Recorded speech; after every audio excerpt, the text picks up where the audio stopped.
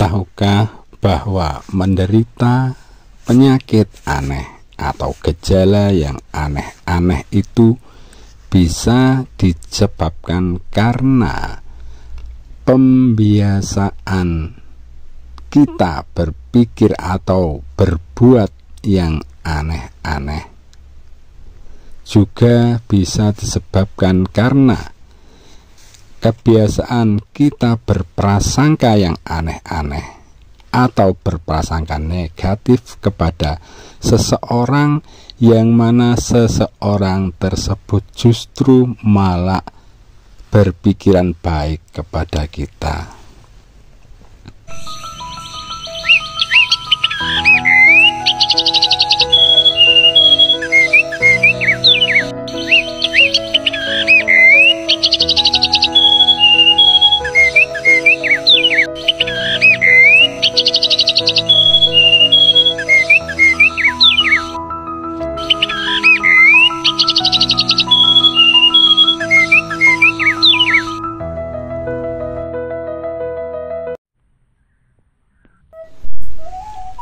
Penderita penyakit aneh biasanya disebabkan oleh pola pikir atau kebiasaan berpikir yang aneh-aneh,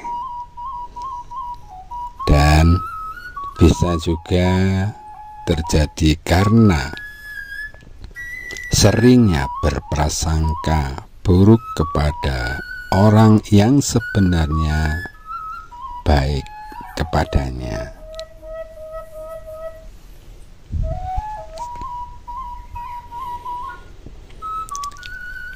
Dalam banyak ajaran spiritual, tubuh dan jiwa dianggap saling terhubung. Pikiran, emosi, dan sikap batin itu sangat mempengaruhi kondisi fisik seseorang. Seseorang yang sering berpikir aneh-aneh atau negatif, penuh curiga, iri, atau benci, akan memancarkan energi rendah yang bisa mengganggu keseimbangan energi tubuh.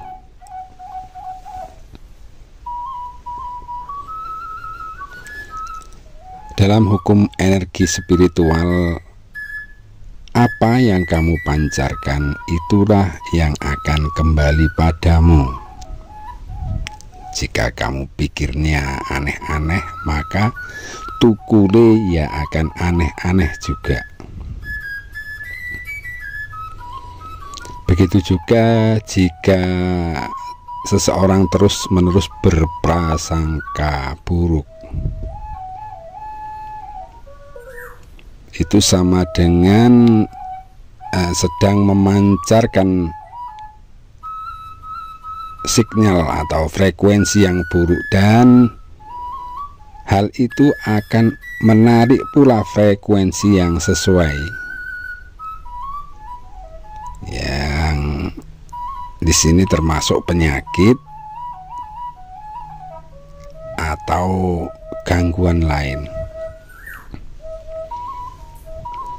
Jadi gampangannya, kalau pikiran sampean yang aneh-aneh, ya seperti itu yang sampean tarik untuk terjadi ke diri sampean sendiri.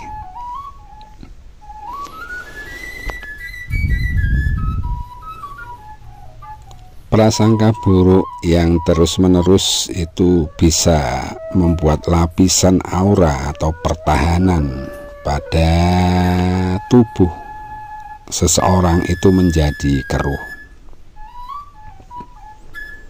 dan bahkan berlubang atau bisa bocor, dan hal ini bisa membuat entitas negatif atau energi penyakit mudah masuk. Karena itu makanya seorang yang aneh-aneh pasti akan mengalami penderitaan yang aneh-aneh pula. Itu bisa penyakit, bisa gangguan jiwa, bisa macam-macam.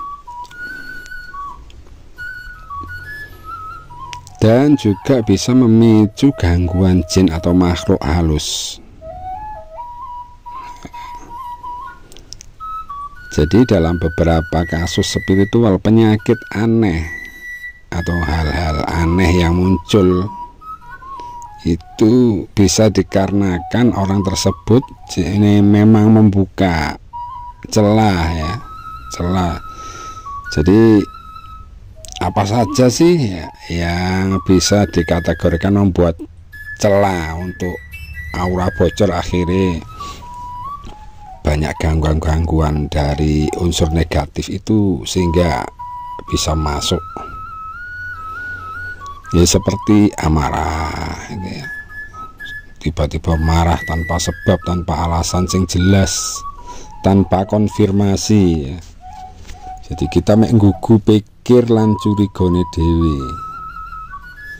Jadi ati lan unek-unek dhewe tanpa konfirmasi bener enggak, iya tenan itu enggak dipikir. Itu juga bisa menyebabkan sing aneh-aneh tadi. Terus dengki, curiga tanpa sebab, kita curiga sebabnya gak ono, moro-moro kita beranggapan begini begitu pada orang.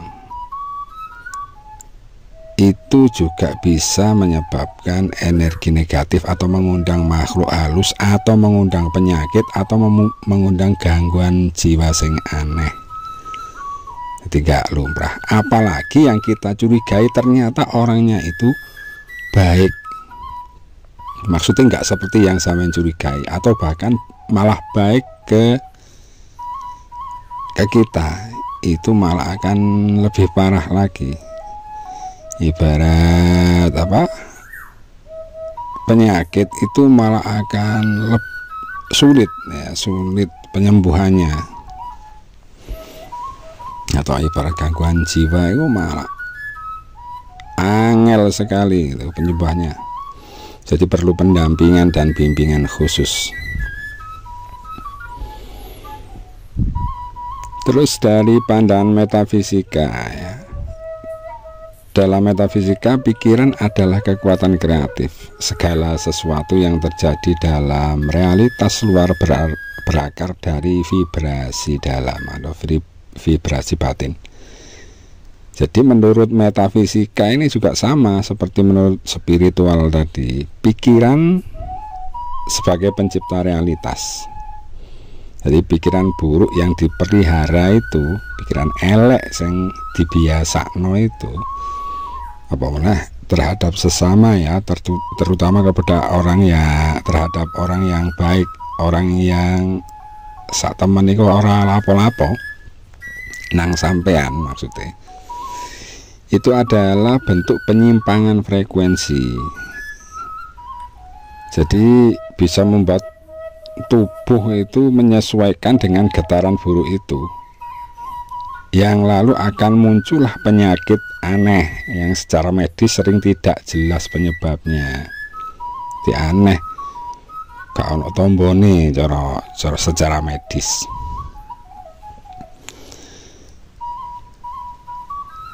Dan ini berarti sama dengan konsep karma atau hukum akibat, atau nek Jawa ini kualat gampangane gitu. Karena berprasangka buruk kepada orang yang baik adalah bentuk ketidakadilan batin. Lah, metafisika menyebut ini sebagai pelanggaran terhadap harmoni semesta, dan akibatnya kembali dalam bentuk penderitaan, karma instan atau tertunda atau kualat ya.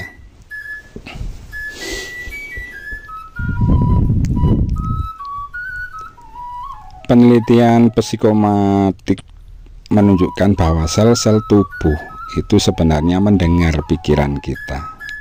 Jika kita terus-menerus berpikir buruk, tubuh akan membaca itu sebagai ancaman, dan akhirnya tubuh tadi akan menciptakan reaksi stres berkelanjutan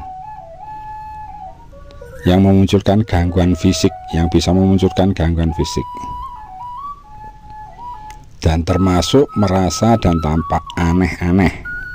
Jadi so ketok-ketokan aneh-aneh, mimpi yang aneh-aneh, dan merasakan awaknya ini yang aneh-aneh.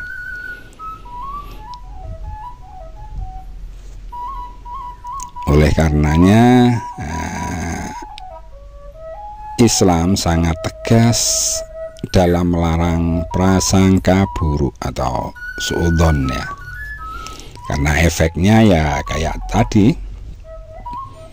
efeknya di samping bisa merusak diri, juga bisa merusak hubungan. Dan larangan prasangka buruk tersebut jelas tertera dalam Quran surat Al-Hujurat ayat 12 ya. Hai orang-orang beriman, jauhilah kebanyakan dari prasangka, sesungguhnya sebagian prasangka itu adalah dosa. Dan juga terdapat di Quran Al-Baqarah ayat 10 dan banyak lagi. Ayat-ayat itu banyak yang menunjukkan bahwa penyakit batin yang tidak dibersihkan akan berlanjut dan bisa menjelma menjadi penyakit fisik. Itu jelas loh. Tidak sedikit ayat yang mengatakan seperti itu. Dan bahaya mendustakan kebaikan orang. Jadi gampangannya prasangka buruk kepada orang baik itu sama dengan menolak kebaikan Allah yang dikirim lewat orang tersebut.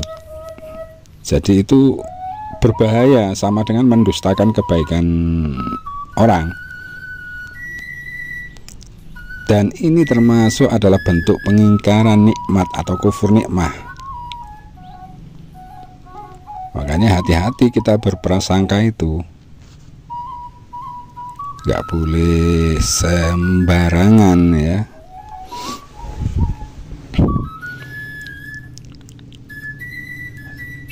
Oleh karenanya juga Kanjeng Nabi memberikan beberapa doa ya, agar dilindungi dari penyakit iri hati ya. Bukan dari penyakit aneh-aneh tadi, karena penyakit aneh-aneh tadi itu kan sampean sendiri yang membuat.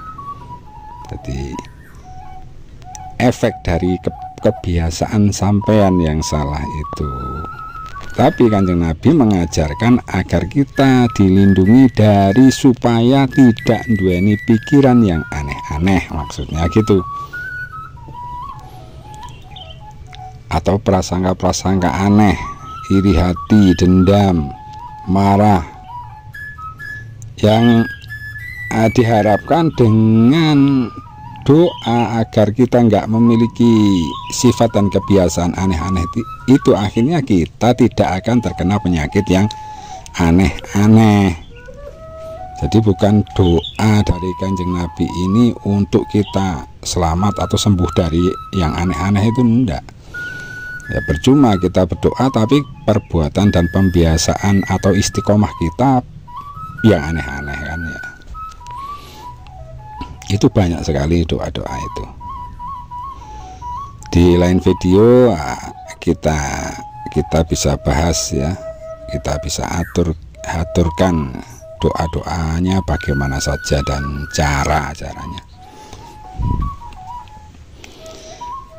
Jadi intinya penyakit aneh yang menimpa seseorang itu seringkali merupakan wujud dari manifestasi pikiran yang salah arah,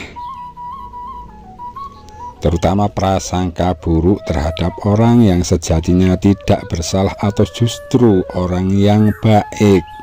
Dalam arti orang yang diam-diam